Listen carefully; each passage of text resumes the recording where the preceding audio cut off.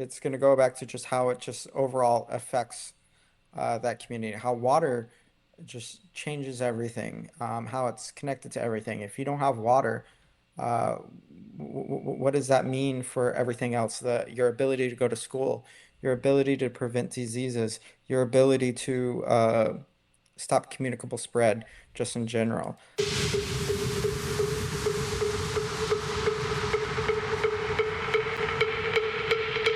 Ladies and gentlemen, boys and girls, babies in their diapers, welcome to the Tiberius Show with your host, Tiberius Boy. That's me, Tiberius. And welcome to the Tiberius Show today. And I'm your host, Tiberius Boy. And as always, we're looking at various jobs and how they affect the world around us. Today's is going to be very interesting. He helps bring clean water all around the world with an organization called the Wash Foundation. Do you really take your shower every day? Well, let me welcome the one, the only, the amazing Stefan Davis. Hello, How are you doing today? I'm doing all right. How are you? I'm doing pretty good, and thank you for being on the show today. Yeah, So, thank you. you're listed as the Director of Development for the Wash Foundation. Now, for our listeners that may not know, what exactly is WASH? And do they really make everyone take showers? No, we don't make everybody take showers, but WASH stands for Water Access Sanitation Hygiene. It's most notably SDG number 6. SDG is Sustainable Development Goals within the UN's framework. Okay, so we have lots of water here in the US. Why is it hard to find water in other countries? Yeah, this is due to a variety of reasons, most notably economic challenges, uh, geographic challenges that different parts of the world face.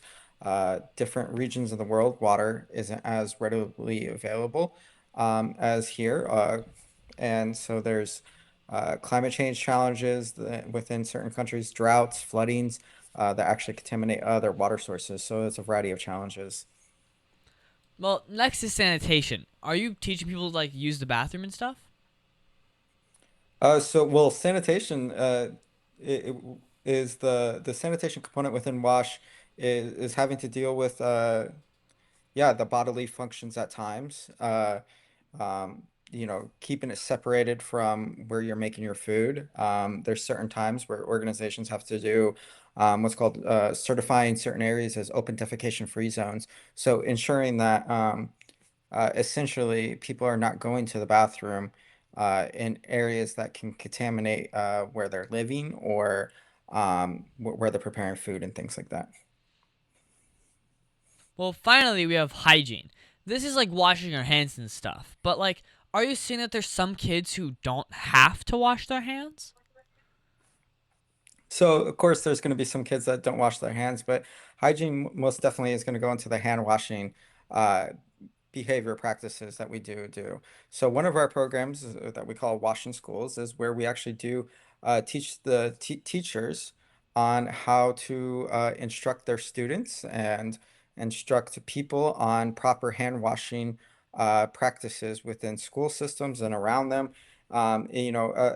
Here in the West, we like to think that hand washing is just something instinctual. When in reality, it's not. Hand washing is a learned behavior. It's something that uh, we weren't doing not that long ago. So, how do you address these issues? Yeah, so it's a kind of a multifaceted approach. Each community is a little bit different. Some communities, water access is the starting point. Some communities they don't have water to begin with. They're having to travel very long distances. Huge percentages of their day is tied up in just water collection activities. So some communities, water access is the first step, and then also then creating training and behavioral practices within there to promote good wash behaviors within communities once they have the water access, and also the accessibility of soap as well. Now, you've worked with PBS and the United Way doing fundraising. So, what got you interested in this field? Yeah. So um, I've been most of my career has been dedicated to the nonprofit industry.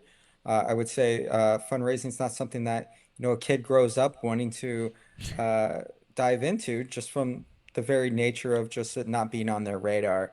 But for me, working in fundraising has been incredibly rewarding because it's helping these missions that are really close to my heart, both the United Way, PBS, where I'm working on WASH now, and being able to connect people with means with, people with needs as well, is really rewarding for me. So, do you travel out of the country with your work? Yeah, occasionally. Recently, I was in the Dominican Republic, and that's where one of our larger operations are in is in the Dominican Republic. We have a few staff members there, and got to visit one of our schools that we have our washing schools program there. Got to see some of the sinks that we've built within that school and see some of our practices that we've brought there in action. I've in my previous role, I've been to Kenya. I worked on uh, a well there as well, and yeah, so travel out of the country occasionally. So, what's one part of bringing clean water to a village that most people have no idea about? Yeah, I would say just kind of how it changes everything, what it means to that whole community. Really, it's hard to really articulate in the United States what the lack of water means to somebody. For pe kids in school, that means that they don't have the ability to wash their hands, which leads to higher spread of disease, preventable disease. Young girls, once they come of age, they start having insecurity surrounding hygiene, and they tend to stop attending school. So when you look at communities that lack water and how it affects just the kids' ability to go to school, and then the percentage of time that's tied up in just the overall water collection, and also just the and how once they receive water, how everything just changes from there. They get more time, they get to go to school more. Kids are going to the hospital less. Kids are dying less from entirely preventable diseases. So, what's the coolest thing that you've been able to do because of your job? Um, Help people. I mean, really, that's the core, that's the crux of it. Um, Luckily, working in the nonprofit field and fundraising, I've gotten to help contribute to the design of programs and the collection of resources to be able to make those programs a reality. And within my career, I'd like to think that some of my work has contributed towards helping thousands and thousands of people. So, what's the hardest part about fundraising for the Ross Foundation? Yeah. Fundraising in its core is really challenging, to be honest. And I'd say, the hardest part is, getting people to act now, getting people to understand that this issue that's thousands of miles away, um, is worth investing in from right here, um, and articulating that here and getting people to act. What's one thing you think kids should know about doing the work that you do? Yeah, I think, it's incredibly rewarding. It's not just contributing towards high profit margins uh, and that sort of thing. It's the result of the work in the nonprofit field is you get a sense of satisfaction from that. Well, here seems like a good time to take a quick commercial break. Let's hear a word from our sponsors. So you want to make an ad for your company, right? Yeah, Tiberius, you want to help me? Okay, so what's the name of the company? PPWND. PP what? Professional Pressure Washing and Detailing. So you like clean driveways? Yeah, like that. We pressure wash commercial buildings and semi-truck and trailers. So how would someone get a hold of you? They can visit my site at ppwnd.com or call me at 407-900-7793. So I just tell them to call you at 407-900-7793 or visit ppwnd.com? Yeah, Tiberius, you got it. Cut. That's a wrap. Just use that. Oak Ridge Gun Range is a family-oriented shooting range that has been in business for over 30 years. They specialize in basic firearm training and offer numerous services such as consignments, gun trades, gunsmithing, and concealed weapon classes. I even got my training for gun safety at Oak Ridge Gun Range. Great customer service. And firearm safety is what they do best. So find out more at oakridgegunrange.com. And we're back here talking with Stefan Davis, clean water champion and soldier. Ooh, okay. So, Stefan, it says here that you were in the U.S. Army in the infantry. Thank you for your service. But what was it like being a soldier? Uh, yeah, I'd say it was fun overall.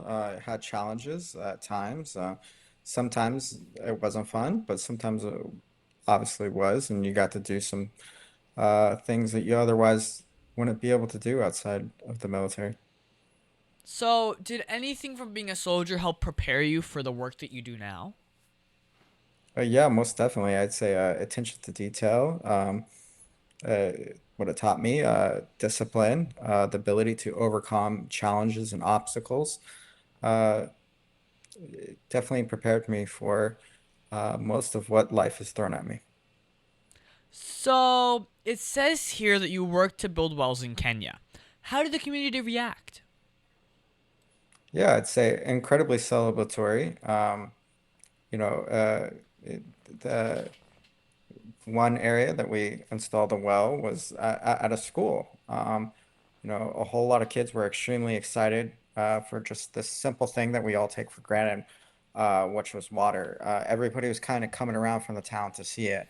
And then another area that we put a finishing touch on for a well was in a particular village, and all the women from the village came around to celebrate and saying how much God has blessed them for something so simple that we take for granted, water. They had a singular water source, um, and they were extremely excited for it because previously, uh, without that well, to go to the nearest location for water was really far away. You know, you're talking people walking miles every day each way for water, and that water might not even be clean itself to the standards that we consider clean as well. So it could be water that's going to be causing illness anyways. So, how do you just build a well? I mean, shouldn't that process take days? Yeah, it does take days. Sometimes it could take weeks, and sometimes it could take months, and sometimes it never pans out. You know, sometimes when you're drilling, especially on the continent of Africa, you might not hit water. You got to go down really, really far, and you got to go through multiple aquifers because you might hit that first aquifer, but that water's not drinkable. Right now, we're working on a project in Uganda, and we just found out that at this particular school, the water there is not suitable for drinking, regardless. So we got to find another method, such as rainwater catch systems and things like that, rather than just building a well, because this particular location, the iron content is just way too high. So we have to find other ways to bring water to that particular school. So, you have degrees in criminal justice and international relations. How do those connect to your wash work? Yeah, I'd say my international degree definitely connects a lot better. But overall, I'd say the criminal justice degree has contributed towards it as well.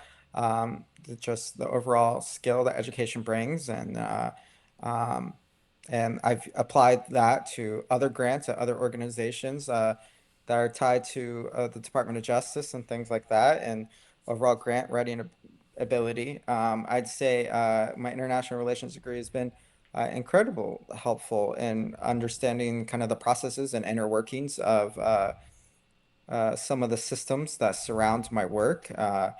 And some of the international organizations, such as the United Nations, that work alongside our mission and things, and other organizations, and just the overall how we play in the overall international system. So, what's the coolest thing that you've been able to do because of your job? Yeah, I'd say the ability to travel and see other cultures has been incredibly eye-opening, really great.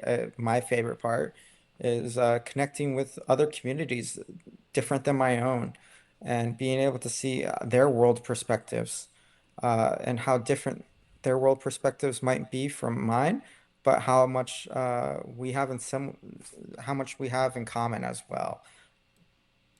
So, what's one part of bringing clean water to a village that most people have no idea about?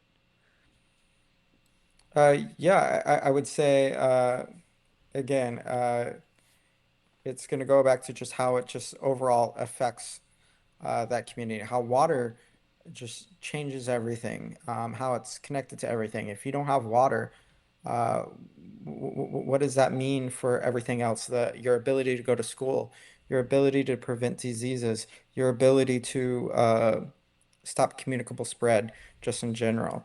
Um, Also, I mean, something that comes to mind is, um, you know, uh, children are having to drink from what essentially amounts to, puddles and things like that at times.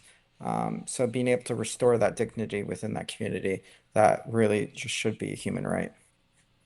So, what's the best advice that you've ever received, and who gave it to you? Yeah, a piece of advice that I always lean on is a piece of advice from my grandmother, who said, always believe in yourself, because if you don't believe in yourself, nobody else might not. And so I think we could apply that to um, companies that we work in, our organizations, believe in what we do, believe in the organizations that we work for. And so it just comes down to believing in yourself. So, what's one moment in your career that really surprised you or taught you something big? Yeah, ha- you know, I would say my career has taught me to be thankful. I've been exposed to people with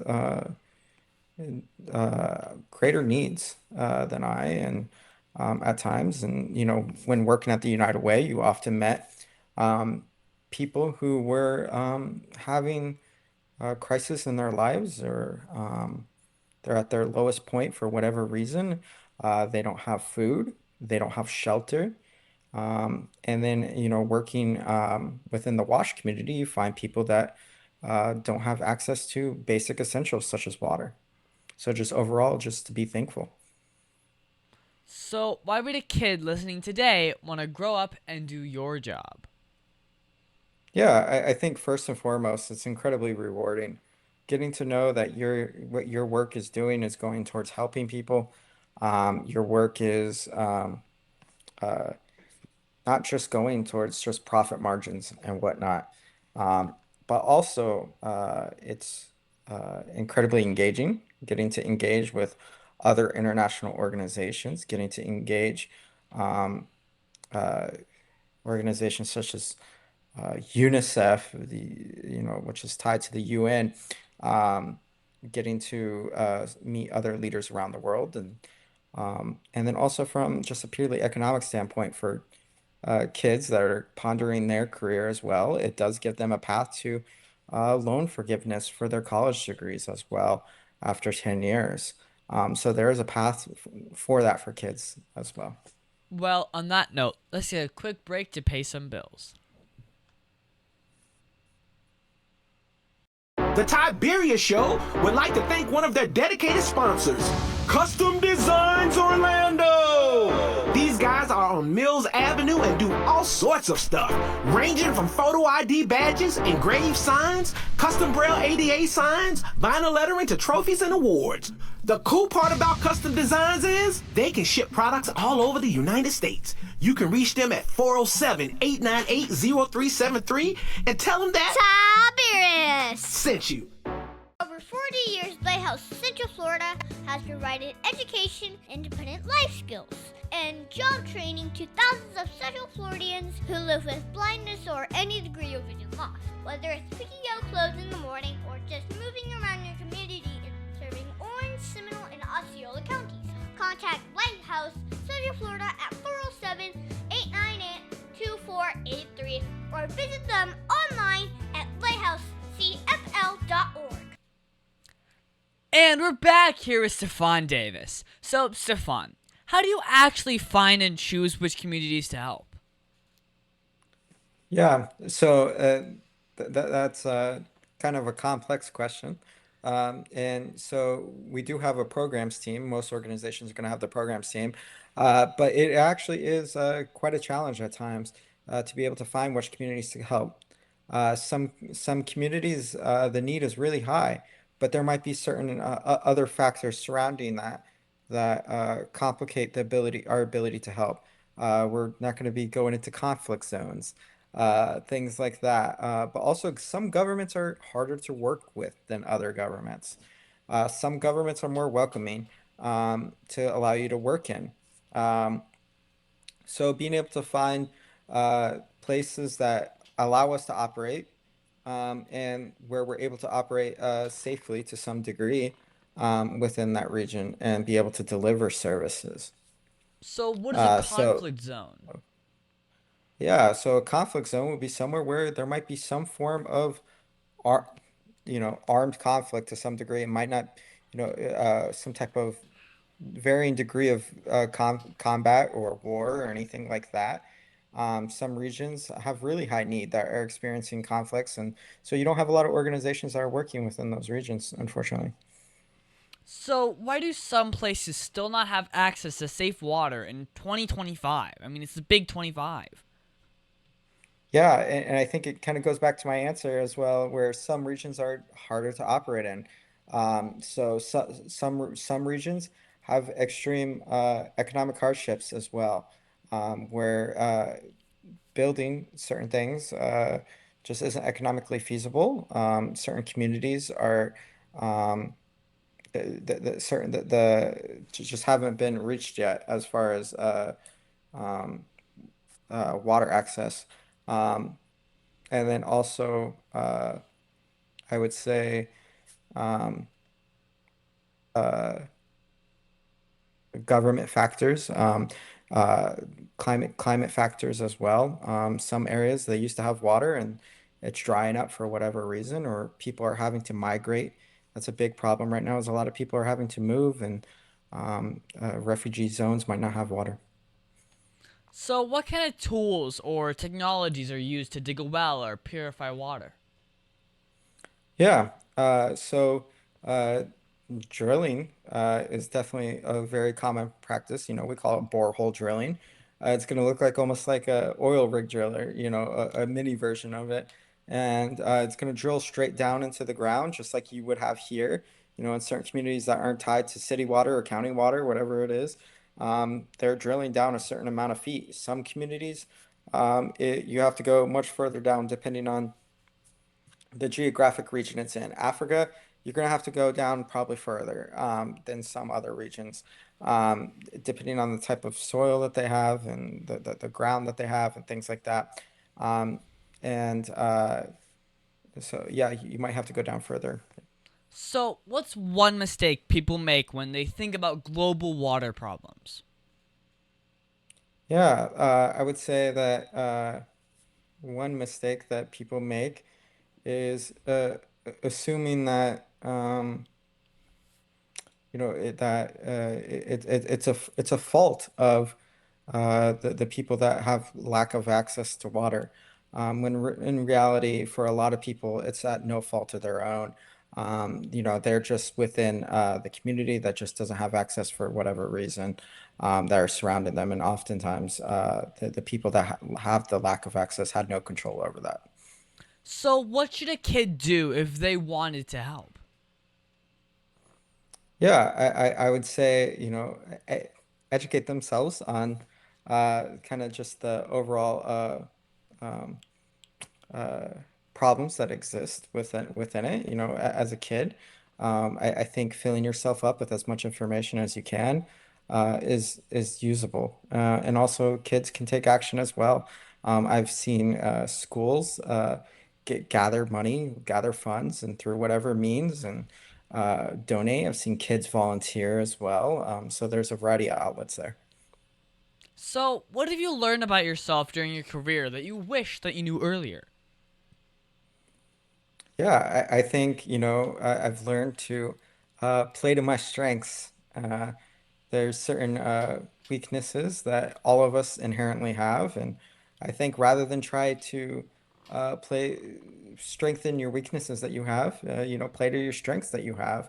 And we live in an age where, whatever weaknesses you have, you can kind of use some technology to kind of bridge that gap. So, on your off time, what do you like to do for fun? Yeah. I like to go to the gym. I like to travel on my own personal time, go to different countries, study language when I can. Um, I love video games. It's kind of uh, What's your my, favorite my one? thing. Yeah, I would say, I rotate between multiplayer games. I play Call of Duty, Battlefield. I've been playing that for like 20 years now. And in regards to but my overall favorite game would have to be, the Dark Souls series, Elden Ring and Dark Souls. Yeah, that's a good one. So, what's your favorite book to read? Yeah, so I do read quite a bit, but I don't really have a favorite book per se. I don't really read fiction books. No offense to it, I just would rather watch the movie. I know fans of Harry Potter and things like that would tell me the book's better, but for me, I'm a visual person, so I like to see that. But I do read a lot of nonfiction, a lot of international relations books and economic theory books and things like that. So, what was the biggest mistake that you've ever made in life or work, and how did it change you as a person? Yeah, that's a deep question there. Biggest mistake. Um, yeah, I'm not really sure how to answer that. I guess I haven't really examined that. I would say, uh, maybe, I've learned to kind of use my mistakes as learning lessons. And I'd say, th this ties back to, I'll go back to Dark Souls for a second here. In Dark Souls, you're gonna die, right? Over and over and over and over A again in lot. that game. And the lesson you take is every single time you die, you take a piece of advice from whatever that happened and you carry it into your next life. In this case, we only have one life, but you carry each mistake and you keep going.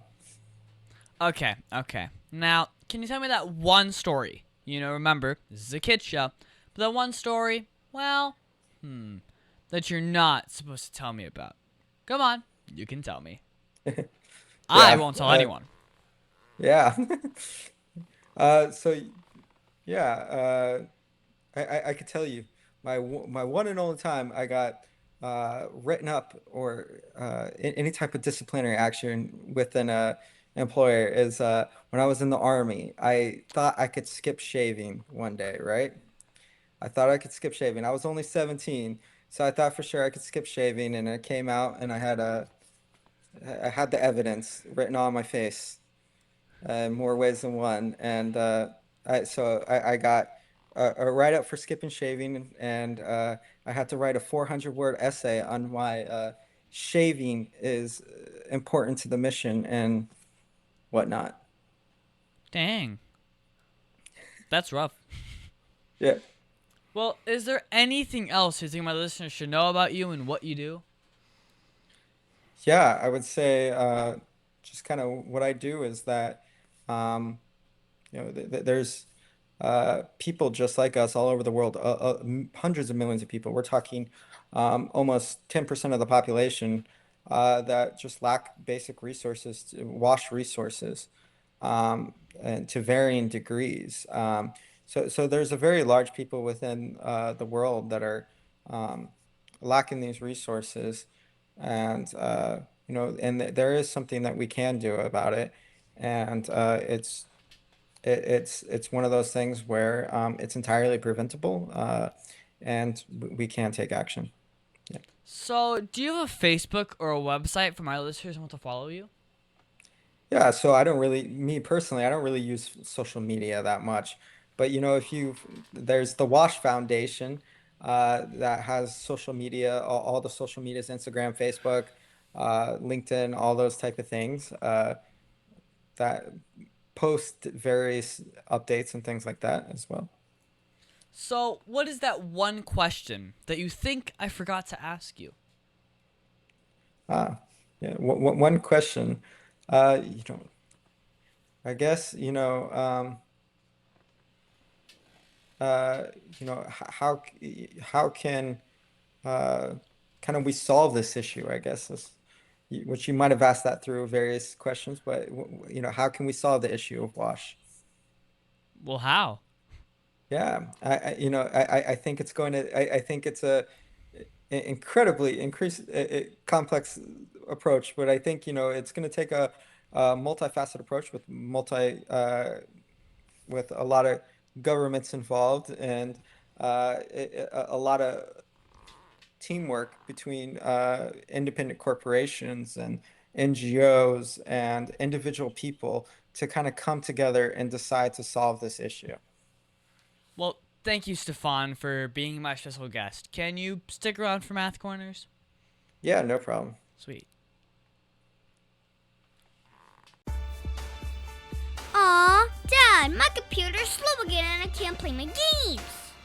Call your computer solutions today, and we will scan for viruses and clean that computer up remotely and make it fast again. Our phone number is 407 826 0810. Thanks, Dad, my computer's fast again. Now I can do my homework. Thanks for calling your computer solutions at 407 826 0810.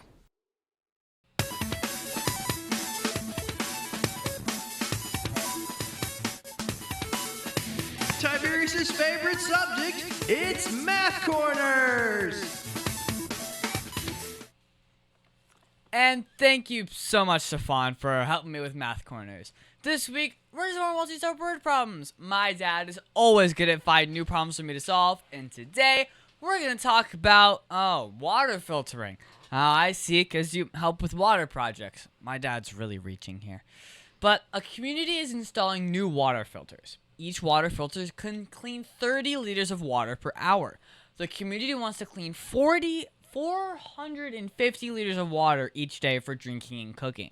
How many hours do all of the filters need to clean the total amount of water, and they will have to enjoy time in one day to provide enough for the entire community?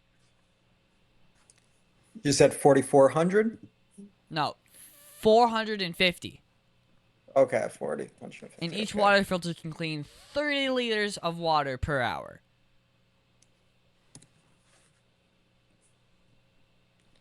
One second. I'm not a math whiz. So if you remember when I was talking about weaknesses, I'd say math is definitely one of my weaknesses.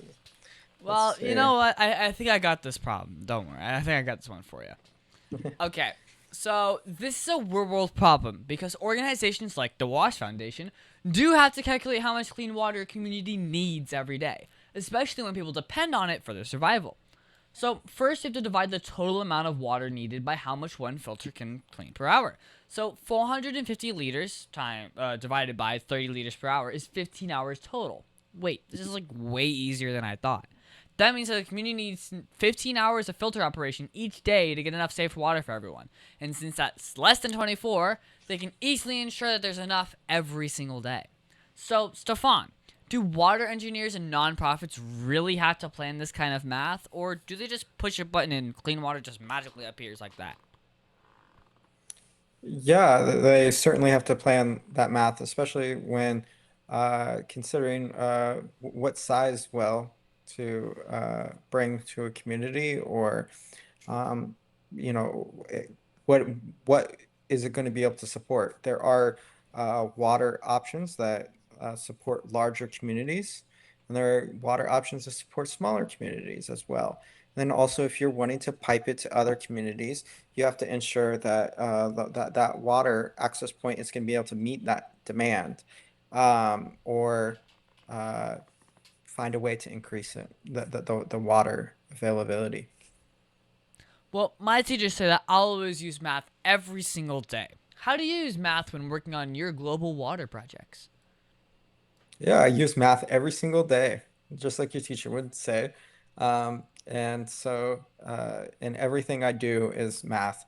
I work in raising money, fundraising. So I'm having to compare our financial need to how much we're able to raise. And then also having to craft budgets, having to craft project budgets, and be able to craft how much all that cost, and find a way to be able to make enough money for it. So using math every single day. Well, thank you so much, Stefan, for your help with Math Corners. Thank you.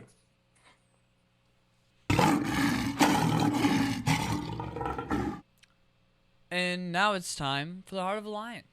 As you know, we talk about the qualities of living by the Heart of a Lion, which stands for leadership, integrity, obedience, and nobility. This week, we're going to talk about nobility. For me, I think nobility is remembering we are God's special possessions and acting in a noble way, showing courage and honor. The qualities of nobility are goodness, virtue, honor, generosity, and selflessness. So this week, something happened at bowling practice that really showed me what nobility looks like. So I was at the alley, getting warmed up, and one of the younger kids on our team, Lucas, was having a rough day. He kept throwing gutter balls, and you can tell he was getting more upset. And finally, he grabbed his ball, walked over to the bench, and just sat there with his head down. He wouldn't talk to anyone. Most of the other kids didn't notice, because they were busy practicing. But one of the older players on the team, Jordan, saw it. I mean, he didn't yell at him, he didn't tease him, he didn't say, "Come on, man, get over it." Instead, he walked over, sat next to Lewis, and just said, "Hey, you okay?" Lucas shrugged and just felt embarrassed because everyone else was doing good and he wasn't. And Jordan did something really noble. He said, "Dude, every bowler throws gutter balls, even the pros. You're just learning. Let's just fix it together." Then Jordan spent his own practice time, helping Lucas with his form. He stood behind him, coached him on his stance, and cheered when Lucas knocked down even a single pin. And you know what? By the end of practice, Lucas bowled an 8 pins on the first shot and then spared on the second shot, and he was grinning from ear to ear. Now, Jordan didn't do it for attention. He didn't do it because his coach told him to. He did it because he cared. That's nobility. Nobility is seeing someone struggling and choosing kindness. Nobility is lifting someone up even when no one's watching. And nobility is using your strength to make someone else be stronger. So remember, be compassionate, be generous, and be kind. And always show that you can be lion strong. So, Stefan, do you have an example of leadership that you saw this week? Yeah. Example of leadership I saw this week is within my current job. Having to closing out what's called the fiscal year, which for kids that don't know is, we're closing out our finances for the organization. And so I've seen currently, my our leader in our organization, Stephanie Fields, uh, really work hard to ensure that our budget is going towards as much services as possible, and really putting in a lot of work to ensure that as well. So, Stefan, all of the Heart of Lion virtues, which is the one that you see the most? Um, and what are the heart of the lion virtues again, if you don't mind Leadership, repeating? integrity, obedience, and nobility. Which one do I see the most? Yeah, I would say integrity, just because that's something that every organization really needs to kind of follow the most, is do the right thing, ensure that money is going towards the correct objectives and things like that. Well, we should always try to be lion strong in everything we do, shouldn't we? Yeah, correct. And that's our show, folks. I want to thank the one, the only, the amazing Stefan Stefan Davis, for being on my show. It has been so much fun talking with you today. I think I learned a lot about all your work, with the wells and all that fun stuff. Well, thank you so much for having me. I appreciate it. It was a good time. Do you mind giving your social media and website again? Yeah, so you could find for my employer, the Wash Foundation. You're going to find that basically across all social media platforms, Instagram, Facebook, and LinkedIn and whatnot. Also, you can find me on Facebook and Instagram at The Tiberius Show, and I would like to thank WWPR 1490AM, Canton 98, Soul Radio 24/7, Easy Way TV, and all the other stations that air my show. And please visit the Tiberius Show on YouTube and hit that subscribe button and ring that bell. So, Stefan, are you subscribed yet? No, I'm not, but I'll do so now. Wow. Okay. I see how it is. Well, this week, Weird Mysteries MYC says, I am gorgeous. Seriously, thank you for having me on this excellent show. Well, it was an honor and great fun. Well, Weird Mysteries, thank you so much for being a guest on the show, and you were a lot of fun to talk with. And be sure to leave a comment on my videos, and I might even mention yours at the end of the show. Also, be sure to listen to us next on the Tiberius Show with your host, Tiberius Boy.